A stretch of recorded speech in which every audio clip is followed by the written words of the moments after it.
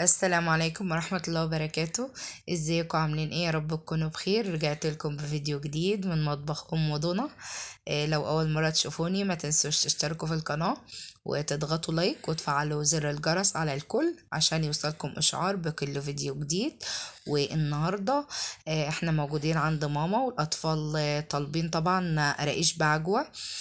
فماما كان عندها الحاجة كلها وكده، فقمنا عملنا أحلى حبة قراقيش بعجوة هشة وطرية وخفيفة جدا وطعمها تحفة جدا في نفس الوقت. يلا بينا كده. اضغطوا لايك، ولما اشتركش في القناة يشترك، ويلا بينا نسمي الله ونصلي على الرسول ونشوف المكونات بتاعتنا وعملنا مع بعض القرص دي ازاي.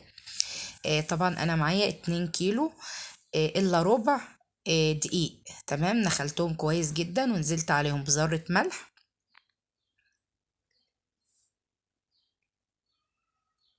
تمام كده، ودي معلقة كبيرة بيكنج باودر.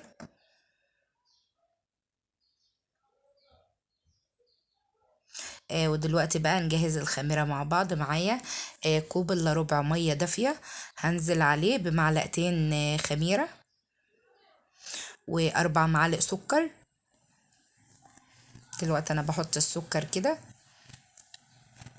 ومعلقتين خميرة، وندوبهم في بعض كويس جدا ونغطيهم كده ونسيبهم لما ايه يخمروا.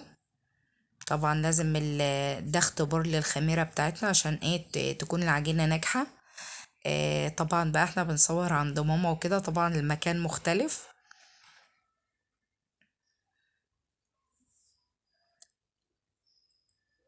كده بقى نركن الخميرة بقى على جنب. ودلوقتي بقى نبدأ بقى ننزل على الدقيق بتاعنا بالسمسم. طبعا معايا دي ب5 جنيه سمسم، طبعا انا جبته بقى ونقيتهم وكده. نقدلهم تقليبة كده في الزيت، في الدقيق اسفة. ودلوقتي انا معايا بقى كوبايتين سمنة. طبعا احنا بنعاير السمنة وهي سخنة، السمنة بتاعتي سخنة بس مش بتغلي. تمام، يعني انا مش مقدحة، انا مسيحاها بس. ننزل كده بأول كوباية،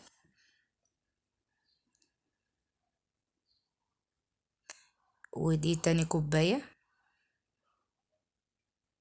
طبعا لو حابة تزودي مثلا، تعملي مثلا كوباية ونص سمنة وكوباية زيت ماشي. لو حابة كوباية سمنة وكوباية زيت ماشي، دي حاجة ترجعلك والمتوفر عندك. تمام. نبدأ بقى كده نقلب السمنة بتاعتنا كده في الدقيق. ودلوقتي بقى نبدأ بقى ايه، نبستها كويس جدا. لما نغلف الدقيق كله بالسمنة هنبستها زي الكحك كده، لما تبقى شبه حبات الرمل المبلولة. وما تنسوش تضغطوا لايك.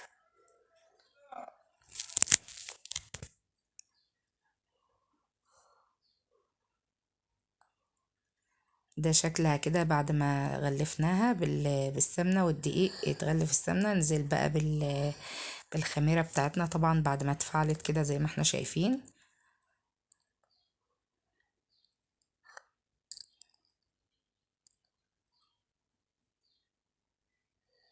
هنقلب بقى الخميرة كده في الدقيق.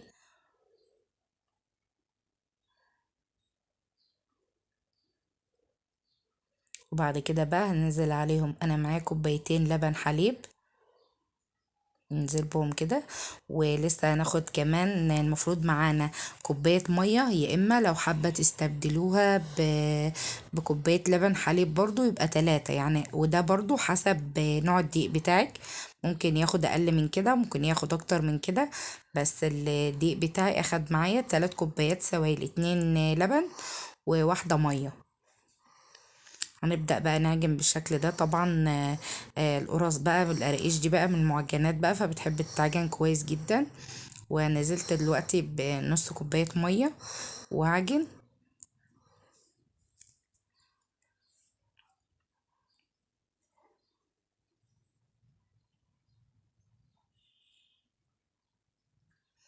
وده نص كوباية تاني اخدته معايا برضو.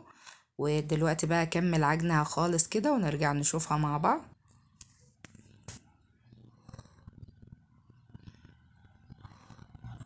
ده العجينة بعد ما اتعجنت كويس جدا. نختبرها بقى كده، نكورها كورة كده ونضغط عليها. لو ما شققتش، طبعا ما شققتش، يبقى كده العجينة بتاعتنا مظبوطة جدا.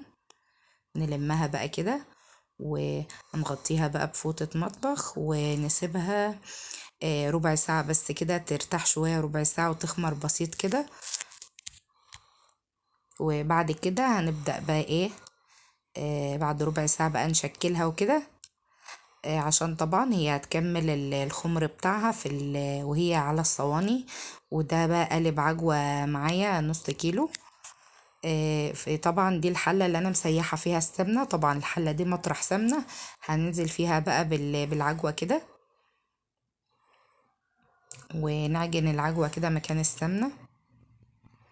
طبعا واضحة ان هي عليها سمنة، والعجوة بتاعتي طرية جدا ونوعها كويس جدا.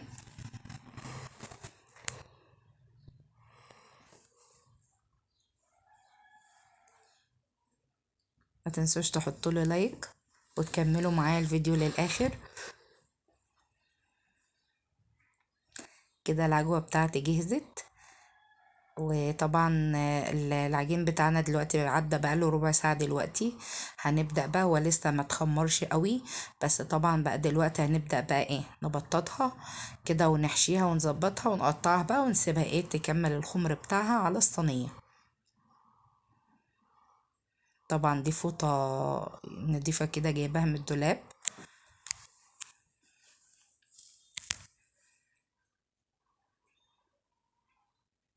نفرد حتة كده من العجينة بالشكل ده.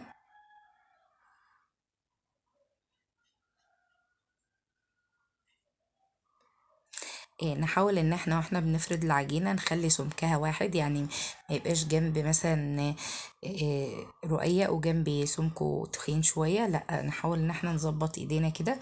وهنجيب حتة من العجوة برضو في نص العجينة ونبططها فيها بالشكل ده.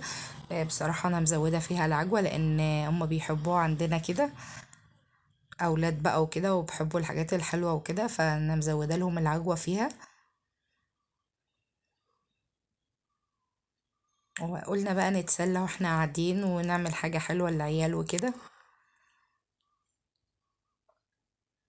نفردها بقى بالشكل ده ونقفلها من الجنب كويس، ونكمل بقى ايه فرد العجينة، نبططها كويس كده ونسويها.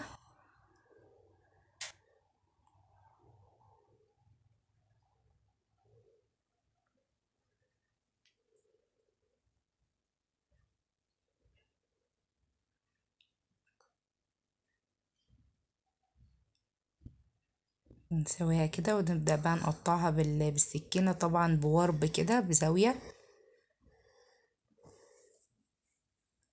بالشكل ده كده.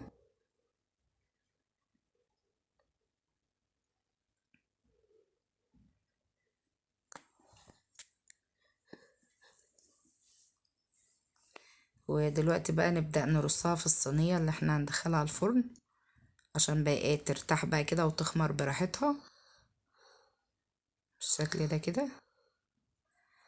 طبعا مش هندخلها الفرن بقى غير ما نخلص الكمية كلها بتاعة القرص وترفع معانا كده، وبعد كده هندخلها بقى الفرن.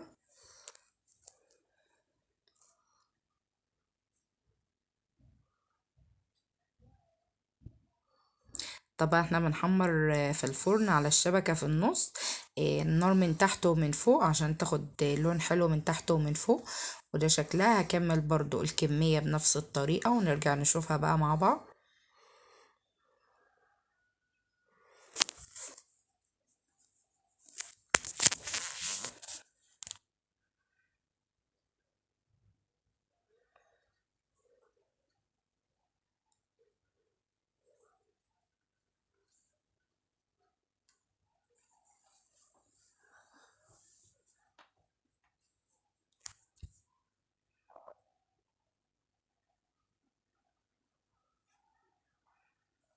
نعمل واحدة كمان برضو بالشكل ده.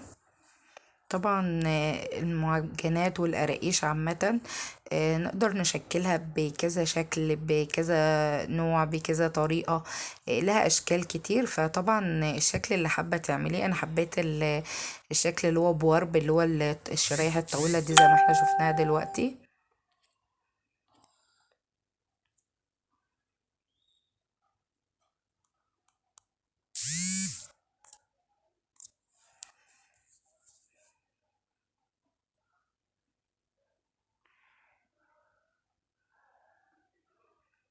شكلها كده واضح طبعا.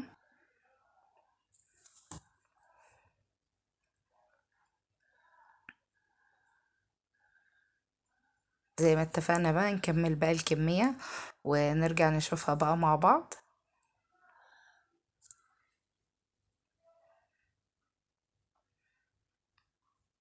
ودي شكل القرص بتاعتنا بعد ما طلعت من الفرن واستوت وخدت لون من تحت ومن فوق. بصراحة خطيرة وريحتها تحفة جدا وهشة وعجبت الأولاد.